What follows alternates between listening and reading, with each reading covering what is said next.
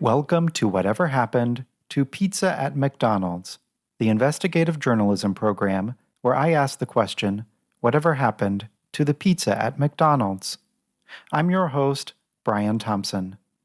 Today, I would like to address some breaking news from the nation of Canada regarding the topic of fast food restaurant chains offering pizza. Business editor Richard Southern is here, and Richard, Canada's biggest coffee chain is serving up something a little different. Pizza available at Tim Hortons. Erica, does that intrigue you? It's interesting. Nothing says, aside to your double coffee than a pizza, right? Timmy's is getting into the pizza business. Here they are. They're flatbread style pizzas. Variety of flavors, your pepperoni, your sausage available. They sell for between $6.99 and $7.99. It comes as Tim Hortons looks to boost business in the afternoon and evening. They do well in the morning, Timmy's again, but not so good later in the day. It's only getting a 4% market share of that afternoon time business, so they want to boost that. Meantime, I got some other food news for you. McDonald's is adding a new permanent menu item. It is the McCrispy. Basically, McDonald's answered to Popeye's runaway success that it's had with its chicken sandwich there. This is a extra crispy. I will cut off the newscast there, as no one is impressed or even interested that McDonald's is now offering a slightly different fried chicken sandwich than their old fried chicken sandwich. Much more interesting is Tim Horton's decision to serve flatbread-style pizza. The nation of Canada has long had an unusually strong relationship with fast food pizza. Original recipe McDonald's pizza was served there long after it was discontinued throughout the rest of the world. In fact, one of the victims of Canada's notorious serial killers Paul Bernardo and Karla Homolka, aka the Ken and Barbie killers, is reported to have asked for a McDonald's pizza while being held captive in the couple's home, apparently as a ploy to force them to leave the house, as McDonald's did not offer delivery. I will not go into any further details about this matter, despite the fact that many crime heads and M-word junkies contact me on a regular basis when they come across this startling detail. This is a family program, and I do not find it appropriate to discuss such grisly matters. However, it may one day serve as a good topic for an episode of Pizza Plea Media's true crime podcast, Evidence File, if that show's anonymous Australian host ever sees fit to explore it. For any updates, I encourage you to subscribe to Evidence File on wherever you get your podcasts. Returning to the matter at hand, I find it quite intriguing that Tim Horton's stated reason for adding pizza to its menu so closely mirrors the reason McDonald's gave back in the late 1980s and early 1990s, namely, the desire to increase business in evening hours. For many years, McDonald's was seen mainly as a lunch destination, as its menu of French fried potatoes and hamburger sandwiches was tailored to the fast-paced lifestyle of the common day shift worker. But dinner time was somewhat of a struggle. In the evening hours, most people prefer to dine at home with their families. It is an excellent opportunity for families to check in with each other after a busy day. Some even use the occasion as a venue for light entertainment. For example, the famous Kennedy family is reported to have engaged in dinnertime games of trivia, where they would ask each other questions about current events, historical occurrences, geographical points of interest, and the latest research on gonorrhea treatments. Rather than driving through a drive-thru, families are much more likely to sit around the dinner table with a home-cooked meal. Then, after tasting it and remembering why they should never cook at home, they are likely to order a pizza. This is why McDonald's introduced pizza to its menu some 30 years ago, and apparently this is also why Tim Hortons is introducing it now. As Tim Hortons has been a major power in the Canadian restaurant industry for quite some time, one might wonder what took them so long to get into the proverbial pizza game. According to my research, this is because they were focused on perfecting their core offerings of coffee and breakfast pastries. It is quite simple for a restaurant chain to offer coffee and pastries that are either very good or very bad. But it is much more difficult and time-consuming to accomplish what Tim Hortons has done, namely, to produce breakfast items that are just bad enough to make consumers think they might be a little bit better on a second, third, fourth, or even fifth or sixth try. This philosophy is reflected in the Tim Hortons slogan. Rather than saying, always fresh, always very good, they simply say, always fresh, always Tim Hortons. I wish nothing but success for the company in their pizza endeavors, and I am sure the pizza is of at least equal quality to the rest of their menu. But I cannot help but wonder why, on a logistical level, a 2-bit chain like Tim Hortons can offer pizza when a 3, 4, or even 5-bit chain like McDonald's cannot. For insight into this matter, I would have to make myself privy to some potentially well-protected corporate secrets. Very possibly, these secrets are being held under digital lock and key. In which case, I would have to hack them.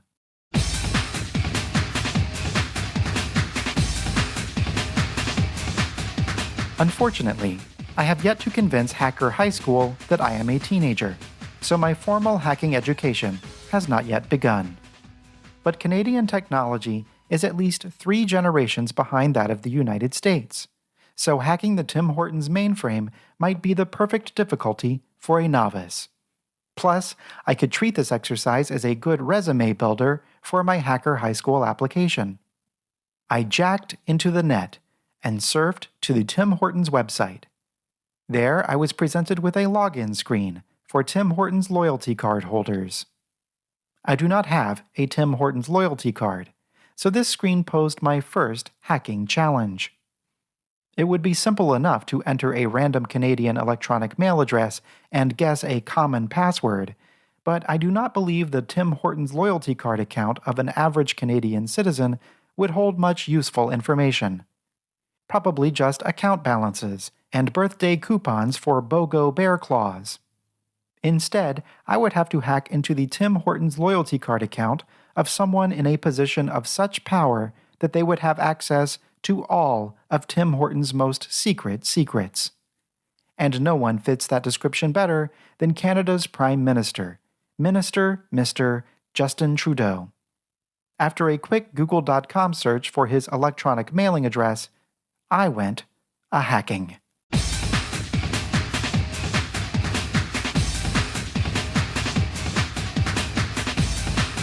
Login. Justin dot Trudeau at Canada dot ca password. Password. That did not work. 1, 2, 3, 4, 5. That also did not work. Oh. Canada. No. What about maple leaf? No, that is not it. Milk bag. Nope. Tragically hip. No. Gretzky. Ryan Reynolds. The littlest hobo? No. Much music. Nope. Ben Mulrooney? No. Oh, I know. Gian Gomeshi. No. Canadian Tire? No. Beaver lumber. No. Red green. No. Ken and Barbie killers? That is not it. Well, it appears I will have to take my hacking to the next level.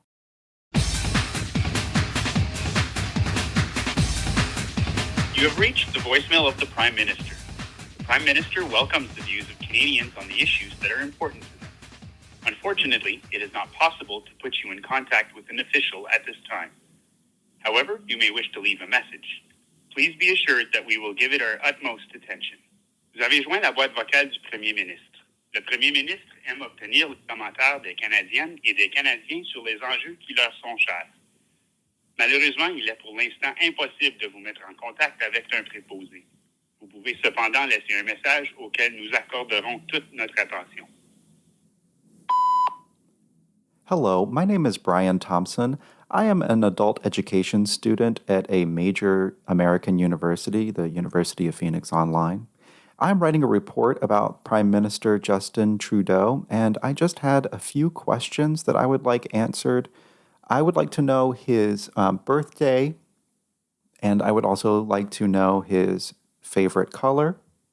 I would also like to know his children's names and their birthdays, and also the name of his current pet or favorite past pet or possibly his first pet. And finally, I believe my last question is, are there any common passwords that he has used on any of his online accounts over the years? If you could give me the answers to any or preferably all of those questions, just please give me a call back. My telephone number is 1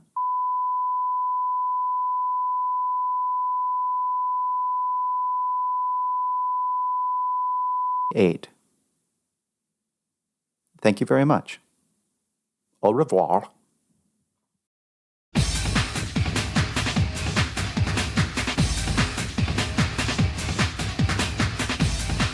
While I await the data I need to continue my hacking attempt, I decided to return to more traditional investigative journalism tactics to answer my questions about Tim Horton's pizza. Specifically one question: how long does it take to make? For many years, McDonald's has claimed the primary reason why they stopped serving pizza was because of its long cooking time. But I have metaphorically poked several figurative holes in this story. After a dangerous expedition to Alaska, I was able to recover an operating manual for the original McDonald's pizza oven, which states quite plainly that the cook time was only 5 minutes. I have also noted that mom and pop pizzerias like Little Caesars somehow have the technological expertise to produce pizzas that are both hot and ready. Obviously, I do not need any further evidence on the matter, but Tim Horton's pizza is the newest pizza on the fast food market, thus it should be baked using the latest modern appliances. Consequently, I was curious how long it takes to make. Once again reaching into my metaphorical journalist's bag of tricks, I contacted the Tim Hortons Corporation, disguised quite convincingly as a common customer. Hello, and thank you for calling Tim Hortons Guest Services Department. Please hold while we direct you to the next available guest services representative. Calls may be recorded for quality and training purposes.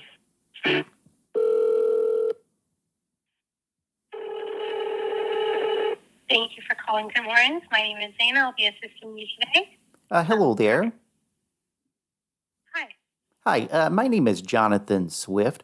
I saw on the news that Tim Hortons is going to be selling pizza. Is that correct? Yes, I'm pretty sure that's the case, although not every location has it just yet. Okay, great. Well, I was real interested in getting myself a pizza to eat, but I am a very busy person. I do not have a lot of free time, and I was just wondering about how long that takes to make. Hello? Can you hear me? Either you cut off or Oh, I'm What happened, but I can't hear you. oh, I'm so sorry about that. Can you hear me now? Hello? Hello, can you hear me? Hello? You can definitely call us back at this number. I really do apologize. I can't hear you. And you can also go ahead and call, the location that you want to visit. Hello? Can you hear me? You have a wonderful day. Bye-bye. Hello? Very suspicious. Hello, and thank you for calling Tim Horton's Guest Services Department. Thank you for calling Tim Hortons. This is Chantel speaking. How can I help you today? Oh, hi there. My name is Jonathan Swift. I was just calling a moment ago to ask about your pizza, but something real weird happened. The operator I was speaking to said she couldn't hear me anymore. Oh, I'm really sorry to hear that. So you were wondering what locations were serving the pizza? Well, I was actually having another question, but first I just wanted to sort of get to the bottom of what might have happened on the previous call.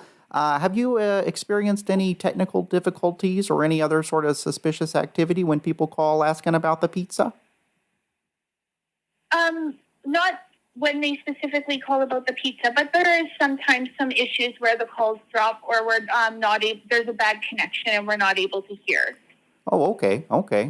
That is very interesting. Yeah, that does happen sometimes. Very suspicious. Well, maybe it's just solar flares or swamp gas or something like that. Anyway, I was just calling because I was interested in ordering a pizza, but I am a very busy person. I do not have a lot of free time, and I was just wondering how long that pizza takes to make. I honestly don't know how long it takes to make. That would be a question you could ask your local store. I'm not positive on the length of time it takes for it to be cooked. Oh, okay. Well, could you tell me, does my local store sell the pizza? I live in Bob Cajun. They actually haven't provided us with any locations that are serving it. They're just trialing it right now at a few locations, but they haven't provided us with a list of where they are. You'll have to call around and contact your local stores to see if it's available there. Okay. Well, that's simple enough. I'll just call every Tim Hortons in Canada. That. Oh, no problem. Okay, so was there anything else I could help you with today, Jonathan? Oh, gosh. No, I don't think so. Okay, you have a good rest of your day. Okay, you too. Okay, thanks for calling Tim Hortons. If you like, there's going to be a short survey after the call about your experience with me here today. Have a good day. Bye-bye. Please listen carefully and use the numbers on your phone Bye. keypad to enter your responses to Bye. this short 4-question Goodbye. survey. On a scale from 1... I admit to feeling some amount of apprehension at the thought of having to call every Tim Hortons location in Canada. But thankfully, I made progress in my investigation after only a short 13 hours of dialing.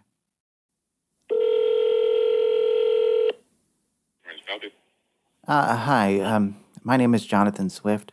I'm sorry if my voice is a little crackly. I've been on the phone pretty much all day. I was just wondering, do you sell pizza at your Tim Hortons location? Yeah, we do. Oh, you do? Oh, thank goodness. I just had a quick question about it. I am very busy, so most of my questions are pretty quick. And also because I am busy, I don't have a lot of time to wait on a pizza. I was just wondering, how long does that pizza take to make? Like 2 minutes, 2 minutes to make. Oh, 1 to 2 minutes, you say? Yeah. Okay, well, that's not very, very long at all. Oh, yeah. Pretty short. Okay, well, I think that'll fit into my schedule. Hopefully I'll get over there sometime soon and give it a try. All right, no problem. Okay, thank you. All right, have a good day. You too. 1 to 2 minutes. It would seem McDonald's has some explaining to do. And now, a word from our sponsor. Now, the best of Littlest Hobo is available on home video.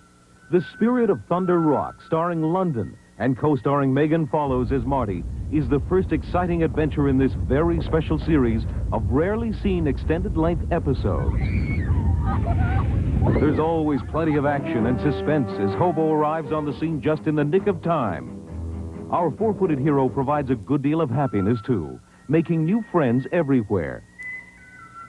Over 1 hour of pure family entertainment to enjoy forever. Littlest Hobo, Spirit of Thunder Rock is not available in stores.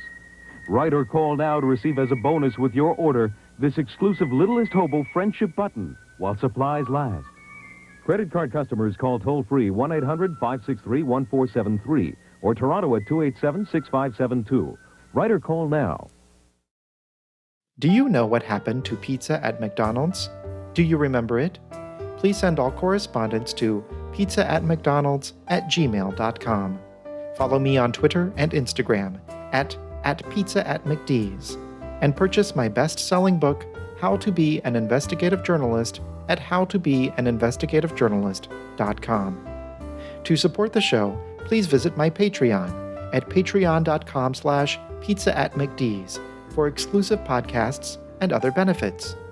Thank you to my invaluable Patreon producers, Isabella Zeliskowski, Joe Kajik, Kimberly King, Kyle Turok, Pam Gabriel, Will, Andrew Duffy, Billy Jean, Brad Allen Thompson, Felix Dooley, Jay Poop, Calvin Thomas, Kat Resney, Laurel Paul, Mel, Opus Mareshi, Ridian Mistelli, Ryan Guggenmoss, Sage W., Andrew Ahmed Johnson Rubin, Mitchell Kordick, Chief Keefe, Jacob Ford, Chief Keefe, Jacob Ford, and Marshall Deere.